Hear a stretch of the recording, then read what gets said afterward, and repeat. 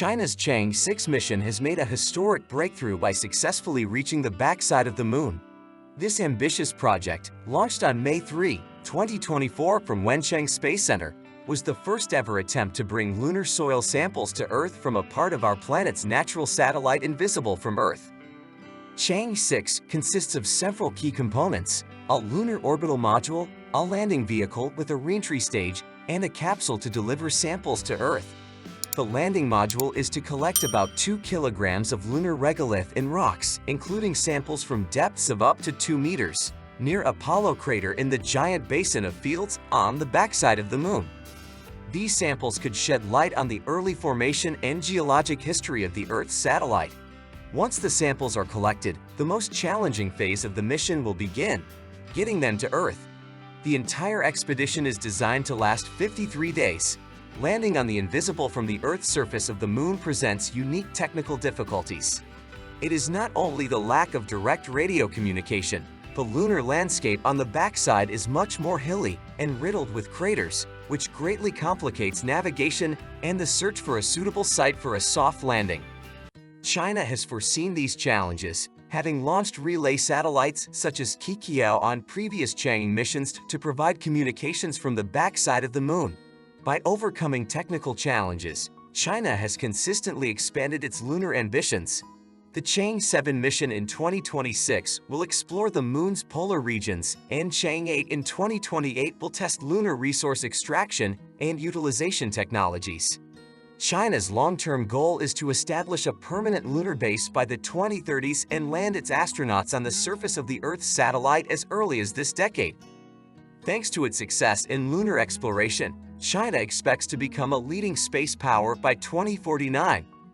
The Chang'e 6 mission also has an important geopolitical dimension. Challenging the current Western hegemony in space, China is promoting its vision of international cooperation in the exploration of the Earth's natural satellite and the utilization of its resources.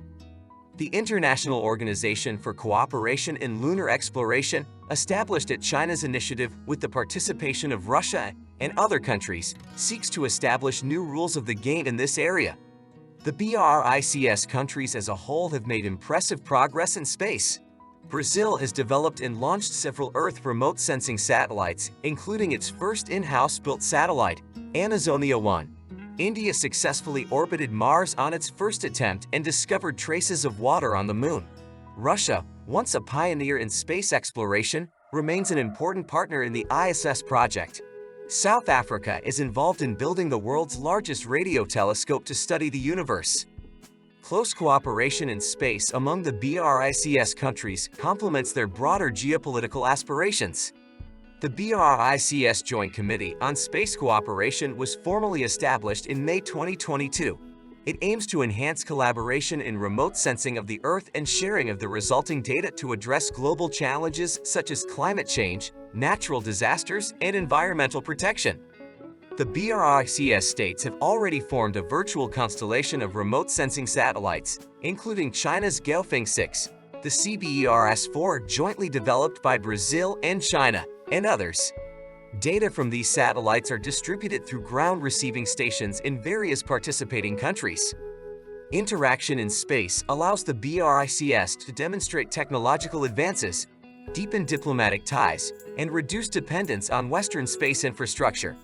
However, the future of space exploration is increasingly taking on shades of rivalry and potential conflict between the West, led by the United States, and the East, represented by China and Russia.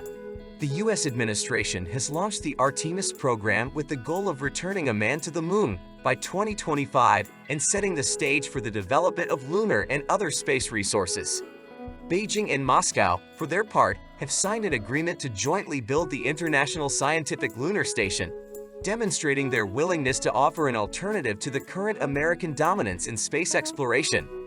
The militarization of space is adding to tensions. Leading powers are integrating space capabilities into national security and developing anti-satellite weapons. Under these circumstances, it is important to prevent space from becoming a new arena of confrontation between powers. Dialogue and international cooperation must be maintained and strengthened to ensure the safe, peaceful, and sustainable exploration of near-Earth space and celestial bodies. The complex scientific and technological challenges facing humankind in outer space require united efforts regardless of geopolitical differences. Constructive cooperation will not only bring mutual practical benefits, but will also become a stabilizing factor in international relations as a whole. Thank you for watching this video. If you liked our video, please support the channel by liking and subscribing. Your active participation helps the channel to develop and grow. We wish you success and inspiration in all your endeavors. Take care of our common home and love each other.